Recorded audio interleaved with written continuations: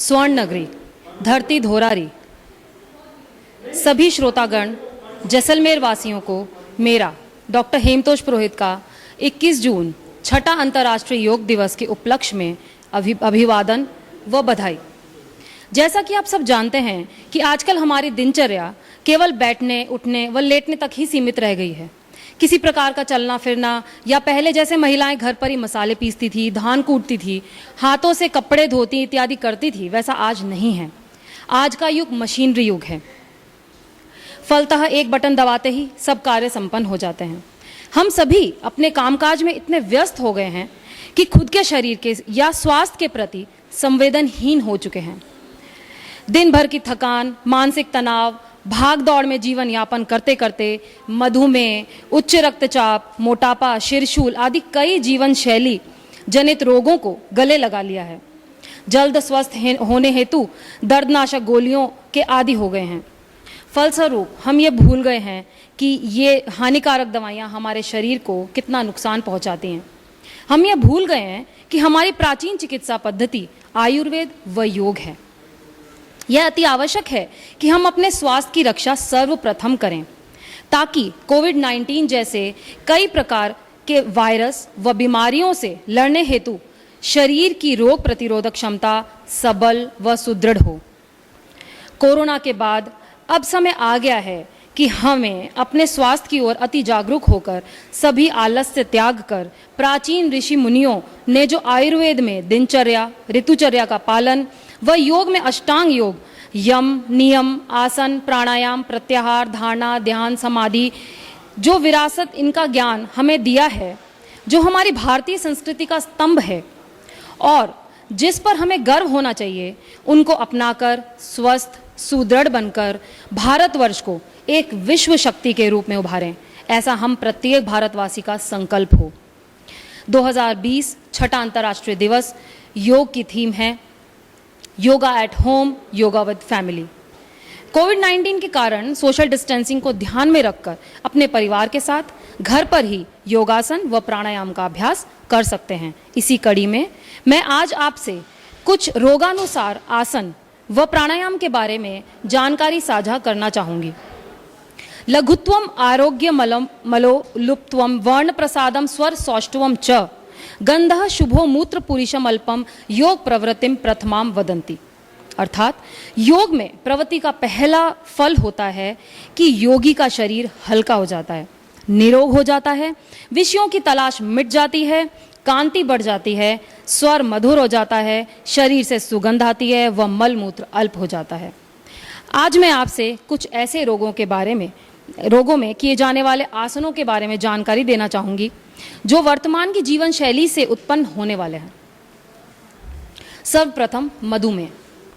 इस रोग में पश्चिमोत्तासन, ऊष्ट्रासन, हलासन, वज्रासन, भुजंगासन, धनुरासन, मंडूकासन, गौमुख आसन, वक्रासन, शशकासन अत्यंत लाभकारी हैं।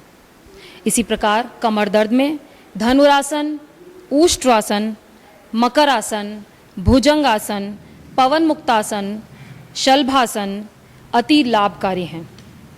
तीसरा मुख्य रोग उच्च रक्तचाप, जिसमें शवासन, पद्मासन, पवन मुक्तासन, पश्चिमोत्तासन, शशकासन आदि उपयोगी हैं। इसी कड़ी में निम्न रक्तचाप, जिसे लो ब्लड प्रेशर भी कहते हैं, जिसमें भुजंगासन, हलासन, सूर्य नमस्कार, शशकासन, शवासन अत्यंत लाभदायक हैं। अगला मोटापा। इसमें ताड़ासन, त्रिकोणासन, पादहस्तासन, पश्चिमोत्तासन, भुजंगासन, शलभासन, पवन मुक्तासन, अर्धहलासन, ऊष्ट्रासन बहुत उपयोगी आसन हैं। और अंत में मानसिक तनाव, शिरशूल और अनिद्रा। इसमें वज्रासन, वक्रासन, पवन मुक्तासन, हलासन, पश्चिमोत्तासन और शवासन बहुत उपयोगी हैं।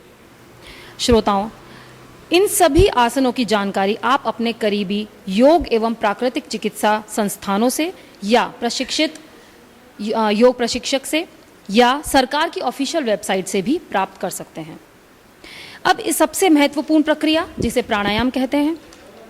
प्राणायाम अर्थात प्राणों का आयाम, अर्थात प्राणवायु का विस्तार। श्वास की गति को नियमित व सहज रूप से संचालन ही प्राणायाम है। कोविड-19, कोरोना जैसे वायरस व अन्य कई रोगों से लड़ने हेतु प्राणायाम एक सार्थक बचाव की रामबाण प्रक्रिया है। सर्वप्रथम भस्त्रिका प्राणायाम, श्वास को अंदर लेना व लय के साथ सहजता से बाहर छोड़ना।